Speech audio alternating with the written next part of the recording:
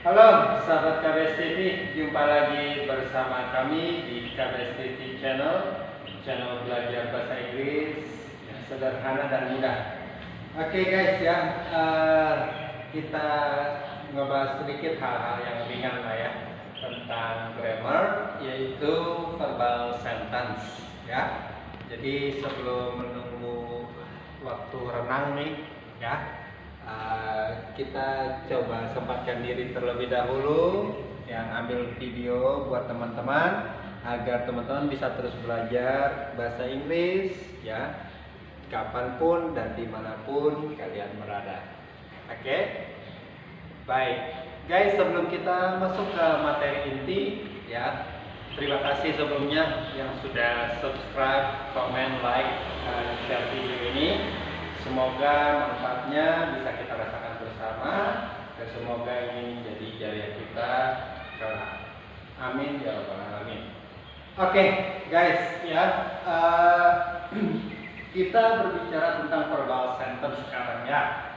Apa sih itu verbal sentence? Ya, jadi kita bahas dulu dari definisinya terlebih dahulu guys ya, agar teman-teman bisa lebih tergambar ya apa itu sebetulnya verbal sentence dalam bahasa Inggris. Jadi verbal sentence itu adalah kalimat yang mengandung unsur aktivitas atau pekerjaan di dalamnya, atau dalam bahasa lain bisa kita artikan kalimat yang ada kata kerja di dalamnya. Seperti yang kita ketahui, dalam bahasa Inggris ada 4 jenis kata kerja, yaitu verb 1 kalau di sekolah kan, verb 2, verb 3, dan verb ing. Nah, kalau dalam bahasa Inggris istilahnya itu past form, past form, past participle, dan present participle. Nah, inilah yang harus kalian ketahui terlebih dahulu. Oke. Video ini sangat bermanfaat untuk siapa saja umumnya, terutama adik-adikku yang masih sekolah ya, baik di bangku dasar, SMP maupun SMA ya, bahkan di perguruan tinggi. Kalian pasti akan ketemu yang namanya jenis kalimat yang satu ini, karena memang dalam bahasa Inggris ya ada 2 jenis kalimat ya yang harus kita ketahui dan kuasai agar kita bisa menyusun kalimat yang lebih panjang ya dalam bahasa Inggris. Nah, untuk nominal sentence itu lawan dari verbal sentence yang akan kita bahas di video selanjutnya. Oke guys, ready? Baik, verbal sentence tadi kalimat yang ada unsur aktivitas atau kata kerja di dalamnya. Oke. Ini sebetulnya tidak jauh berbeda dengan pola kalimat dalam bahasa Indonesia.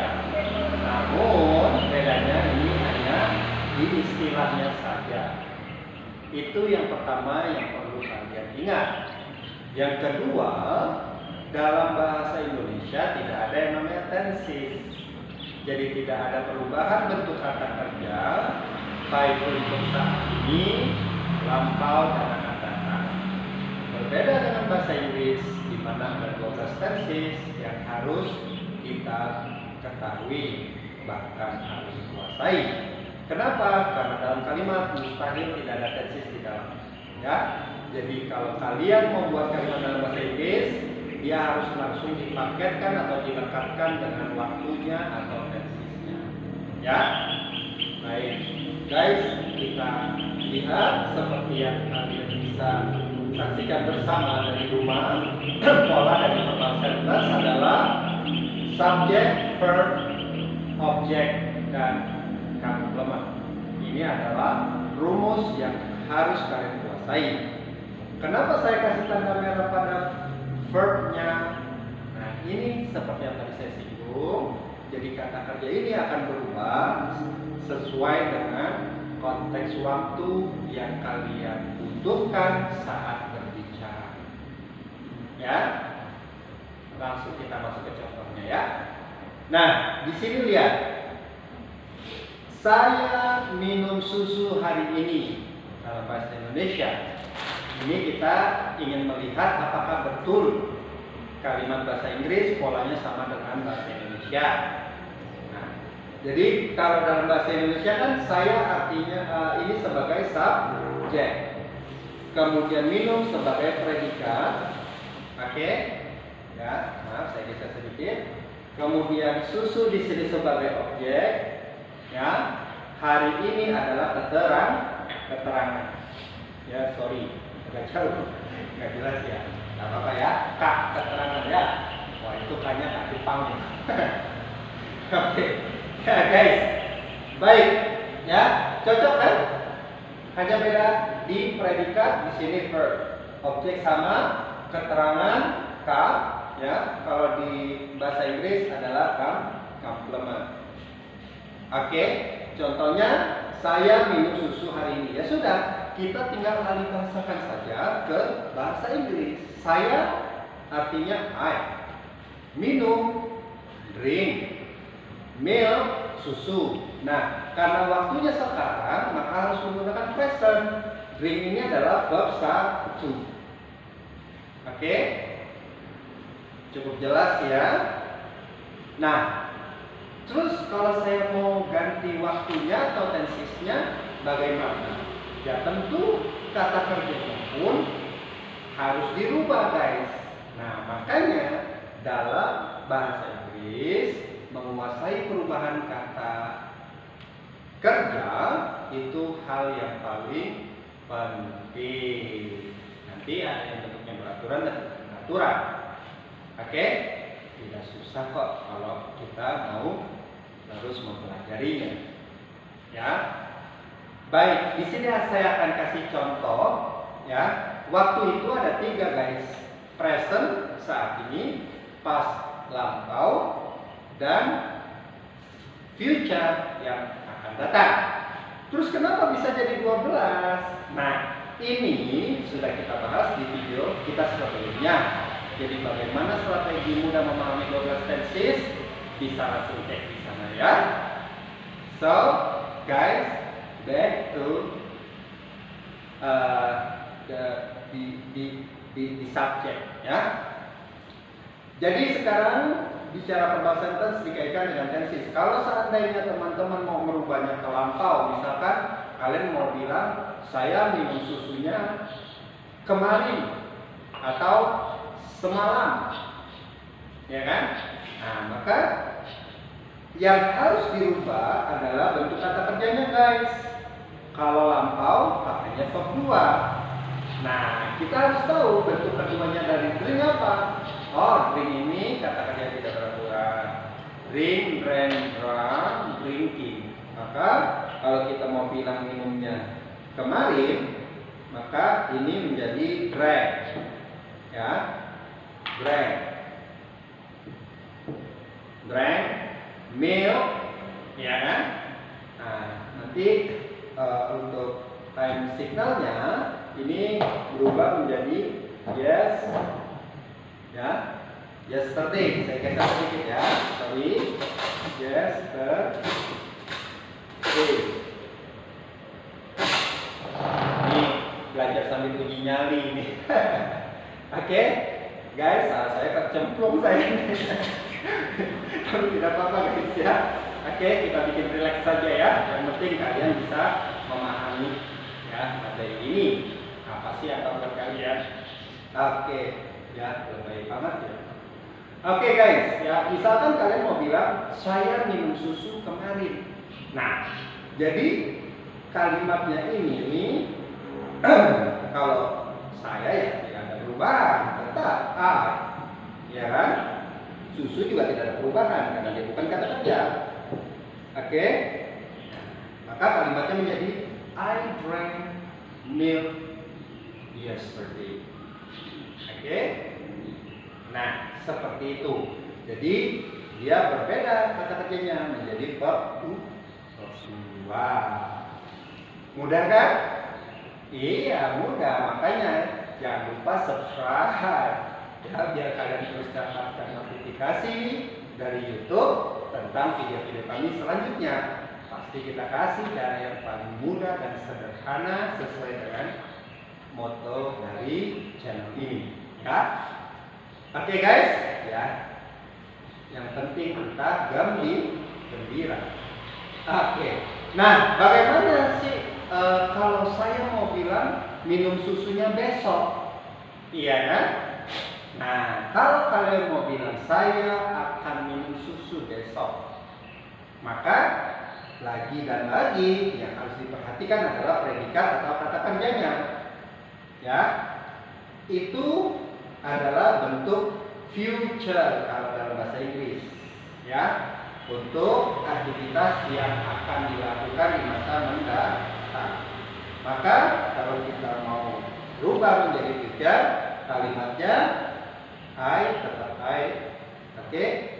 Penanda future itu will, guys. Will artinya akan. Ini namanya modal auxiliary, ya, yang nanti kita akan belajar juga, ya, di video selanjutnya. Ya, ada berapa anggotanya auxiliary, ya, fungsinya itu apa dan seterusnya. Pokoknya yang paling the best lah, ya, buat kalian. Oke. Nah, yang namanya will hukumnya itu dia selalu diikuti verb 1, guys. Ya, maka di sini ya sudah tetap kita pakai verb 1, drink. I will drink. Ya, milk tetap milk. Ya. Sebentar saya geser dulu, referensi dulu. Ya. Oke, tomorrow. Tomorrow. Nah, jangan lupa kalau kalimat itu harus ada titik di akhir, ya. Oke. Nah, saya geser lagi biar lebih jelas ya, guys. Oke, jadi di sini kalimatnya I will bring milk tomorrow. Oke, tadi kan kalian sudah tahu artinya drink apa, artinya milk apa, tomorrow apa, apa. Nah, kemudian kalau I will bring milk tomorrow artinya apa jadinya? Buat adik-adikku di rumah. Oke, betul sekali. Saya akan verb 1 minum susu besok. Sama atau beda dengan bahasa Indonesia? Mirip ya? Yang membedakan hanya perubahan kata kerja. I drink dan I drink dan I drank ini artinya sama. Jadi verb 1, verb 2, verb 3, verb I artinya sama, guys. Cuman fungsinya yang berbeda berdasarkan tenses. Oke? Mudah bukan? Baik, untuk menguasai, ya, kalian ada baiknya buat contohnya di rumah, dilatih terus, ya, biar apa yang kalian sudah pelajari bisa kalian tanamkan dengan baik dan tidak lupa, ya. Dan jangan lupa dipraktekkan, oke, agar bahasa Inggris kalian semakin bagus. Karena practice makes perfect. Oke, baik. Sebelum saya tutup, ya, perjumpaan kita kali ini, jadi yang namanya verbal sentence adalah kalimat yang ada unsur aktivitas di dalamnya.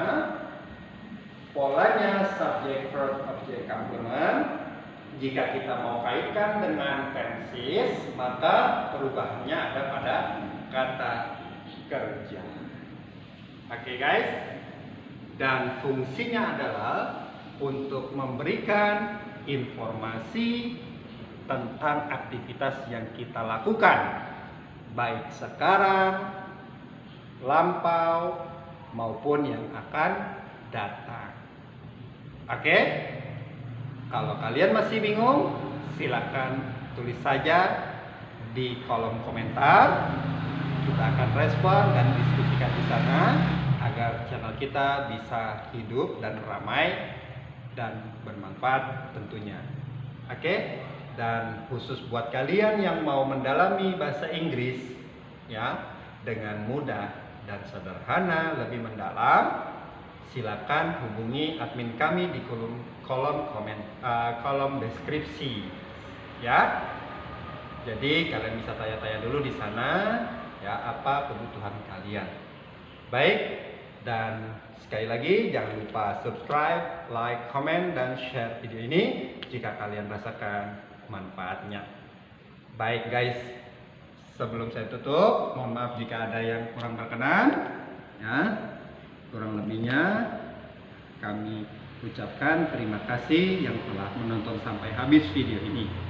Oke guys, salam KBS TV, channel belajar bahasa Inggris sederhana dan mudah. Assalamualaikum warahmatullahi wabarakatuh.